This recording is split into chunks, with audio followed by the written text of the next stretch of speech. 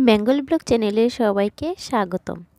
মুখে মেস্তার দাগ অনেকেরই দুশ্চিন্তার কারণ হয়ে দাঁড়ায়। কিভাবে এই দাগ দূর করা যায় তা নিয়ে উদ্বিগ্ন হয়ে পড়েন সবাই। একই সঙ্গে বিভিন্ন জনের পরামর্শে কেমিক্যালযুক্ত প্রসাধনী ব্যবহারের ফলে মেস্তার দাগ আরও গাঢ় হয় ত্বকে। একবার মুখে মেস্তার দাগ পড়লে তা যেন সব সৌন্দর্যই নষ্ট করে দেয়। জিনগত কারণে বেশিরভাগ মানুষের ত্বকে পড়ে মেস্তার দাগ। পরিবারের কারো থাকলে পরবর্তী বংশধরদের মধ্যে মেস্তা হওয়ার ঝুঁকি থাকে। অন্যদিকে নারীদের ক্ষেত্রে দীর্ঘদিন জন্ম নিয়ন্ত্রক ওষুধ খাওয়ার কারণে মেস্তা পড়ে থাকে। এছাড়াও গর্ভাবস্থায় অধিকাংশ নারীর মুখে মেস্তা পড়তে দেখা যায়।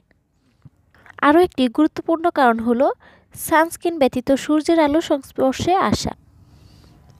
হাতের কাছে থাকা দুই উপাদান দিয়েই আপনি মেস্তার গাঢ় দাগ ধীরে ধীরে হালকা করতে পারবেন।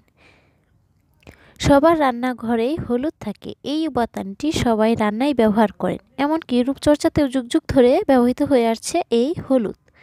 হলুদে থাকা কারকিউমিন ত্বকের জন্য খুবই গুরুত্বপূর্ণ বলে বৈজ্ঞানিকভাবে প্রমাণিত।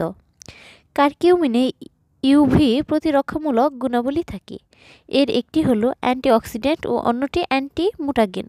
এই দুটি উপাদানই ত্বকের সব ধরনের প্রদাহ কমায়। লেবু সবার ঘরেই থাকে। এক লেবুই থাকে নানা উপকারিতা। এর রসে প্রাকৃতিক ব্লিচিং এজেন্ট থাকে। ত্বকের যে কোনো কালচে দাগ হালকা করে দিতে পারে লেবু। তবে লেবুর রস কখনো সরাসরি মুখে ব্যবহার করবেন না। এর সঙ্গে যে কোনো ফেস মাস্ক ব্যবহার করুন। এছাড়াও হলুদের গুঁড়োর সঙ্গে লেবুর রস ও মধু মিশিয়েও ব্যবহার করতে পারেন। মেস্তা প্রতিকারের এসব ঘরোয়া টোটকা ব্যবহারের পাশাপাশি আরও কিছু বিষয় মেনে চলা জরুরি। যেমন ত্বক নিয়মিত পরিষ্কার রাখতে হবে, দৈনিক পর্যাপ্ত পরিমাণ পানি পান করতে হবে, অতিরিক্ত মিষ্টি জাতীয় কোনো খাবার খাবেন না। যারা নিয়মিত জন্ম নিয়ন্ত্রক পিল খাচ্ছেন তারা এখনই তা বন্ধ করুন। আর অবশ্যই রোদে বের হওয়ার সময় সানস্ক্রিন ক্রিম ব্যবহার করে তারপর রোদে বের হবেন।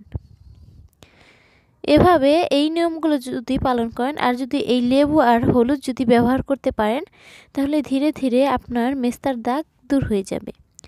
তো ভিডিওটি ভালো লাগলে অবশ্যই একটি লাইক দেবেন এবং সাবস্ক্রাইব করে পাশে থাকবেন। ধন্যবাদ সবাইকে।